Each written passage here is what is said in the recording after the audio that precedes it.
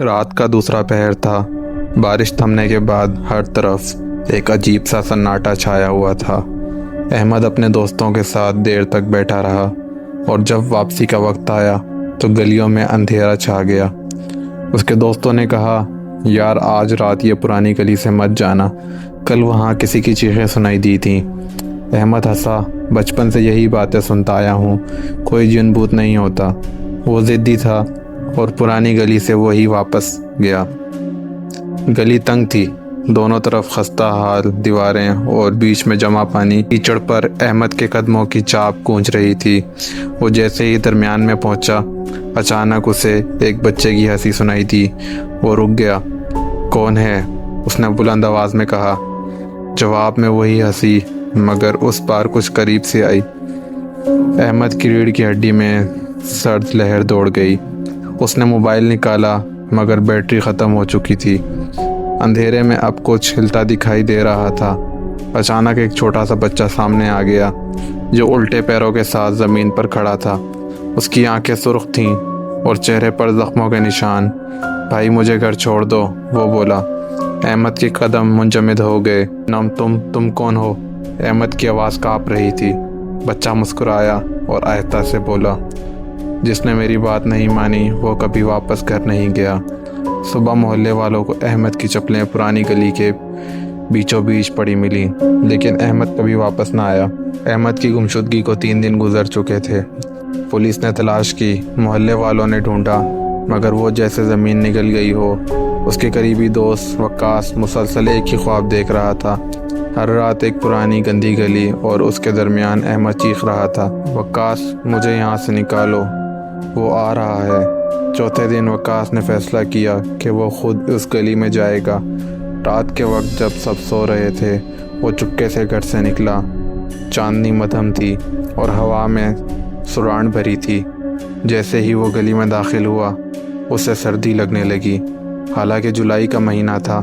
اچانک ایک پرانی دیوار پر احمد کی تصویر بنی ہوئی نظر آئی، خون سے۔ وقاص کے قدم رک گئے۔ وقاص، آواز پیچھے سے آئی، دھیمی مگر جانی پہچانی۔ وہ مڑا تو احمد کھڑا تھا، مگر آنکھیں خالی، چہرہ زرد اور کپڑے گندے۔ وقاص مت آنا آگے، یہ گلی زندہ ہے، یہاں جو ایک بار آیا وہ واپس نہیں جا سکا۔ وقاص نے آگے بڑھ کر احمد کو چھونے کی کوشش کی، مگر اس کا ہاتھ اس کے جسم سے پار ہو گیا۔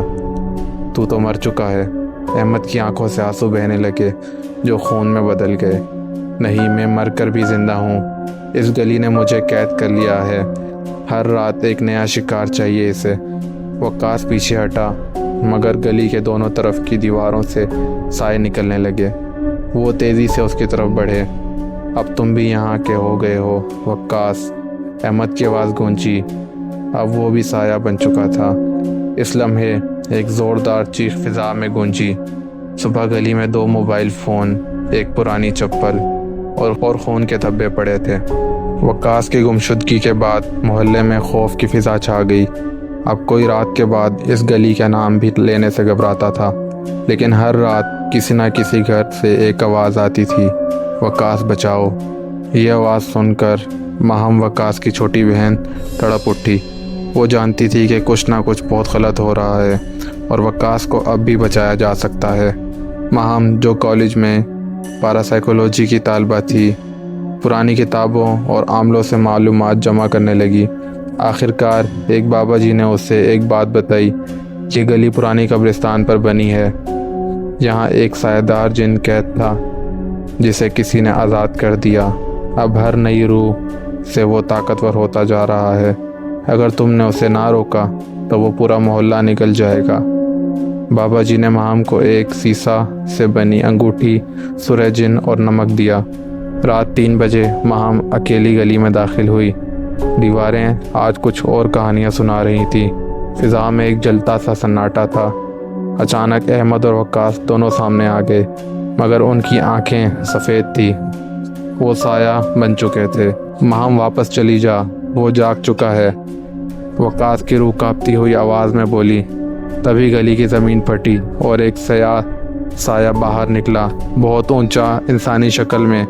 मगर आंखें जल रही थी। तू एक लड़की आई है मुझे रोकने, साया गुर्राया। माम ने हाथ में सूरजन वाला कागज बुलंद किया और अंगूठी को साये की तरफ फेंका। साया चीखा मगर आगे बढ़ा। तब माम ने नमक ज़मीन पर छिड़क कर दायरा बनाया और ज़ोर से बोली, मैं तुझे वापस कैद करती हूँ इस दुनिया में जहाँ से तू आया। एक ज़ोरदार धमाका हुआ, सारी गली रोशनी से भर गई। जब रोशनी ख़त्म हुई, गली बिल्कुल खाली थी। वक्कास और अहमद दोनों ज़मीन पर बेहोश पड़े थे, जिंदा थे। माम सबको वापस ले आई। गली अब बंद है, वहाँ जाने पर पाबंदी है। लेकिन बाज़ रातों को कुछ लोग कहते हैं कि गली से अब भी हल्की सरगोशियाँ आती हैं।